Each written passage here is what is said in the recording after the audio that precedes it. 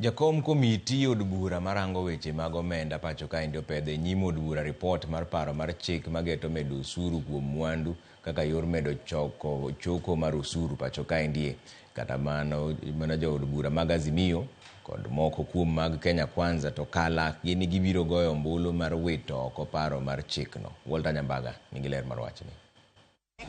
Ka opedho lipod komiti mar od bura marango weche mag omenda ko chenro mag piny owacho, jakom komiti no Kimani Kuria. I beg to lay the following paper on the table of the House today, Tuesday, the 18th of June, 2024. The report on the Departmental Committee on Finance and National Planning on its consideration of the Finance Bill, National Assembly Bill number 30 of 2024. Okoni lipod no nywando pa japiny kendo ok ni kod pek kuom japiny kaka ne giparo. The exercise of public participation was not an exercise in futility. I think for those that have been able to see our report, then there is actually proof that we listened to the members of the public.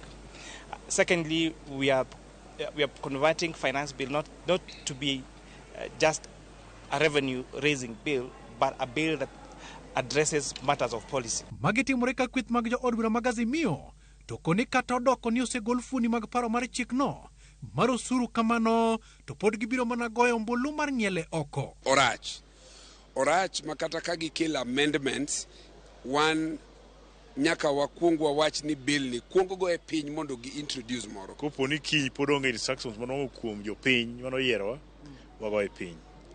Kogo e Thursday kapok onge instructions kuom jo piny mano yiero wago e piny. Party mara mar ODM beno chiwo instruction maler ni bugo gino piny.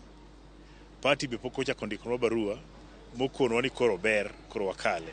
Jodma ma Kenya Kwanza machal ka gima ni kod paro mopogore wi wach siro paro mar chik no to moko kuom gi okoni nyaka gine kod wangi kendo nyude oko kamoko to siro paro no. Kwanza kabisa nataka kushukuru wa Kenya democratic space ambayo mmechukua ya kuonyesha ya kwamba kama hamtaki kitu hamtaki. Leo naweza watolea hii kofia. Wacha niwatolee hii kofia. Wacha niwatolee kofia kidogo. Nimeitoa na nimerudisha. Asanteni sana wa Kenya. Ya pili, nataka kusema inaonyesha ya kwamba nyinyi wa Kenya mnaweza sema hamtaki kitu katika serikali yenu na musikizwe.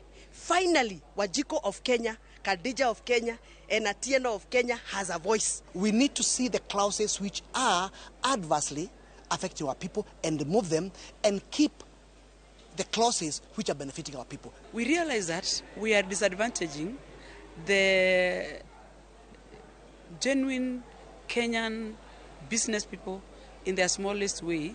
Jod Brago, biro chako twak mongirore, wach mar paro mar chik no, kendo golo pachgi chakre tich adek, kapo gi gombulu tich ang'wen.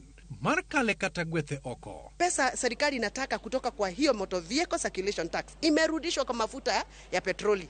Kwa sababu imesemekana sasa proposal itakuja ya kuongeza 7 shillings per liter ya mafuta ya petroli. Kwa hivyo ile tax walikuwa wameficha kwa motor vehicle circulation tax sasa imerudishwa kwa mafuta. Yes, there will be a dent in terms of the yields. Not so much because we are also careful to not necessarily take those things that had a lot of impact. Engi modori to kinyi nyakotieno. Modoni jite nyakombuch ngaro nek modhiye.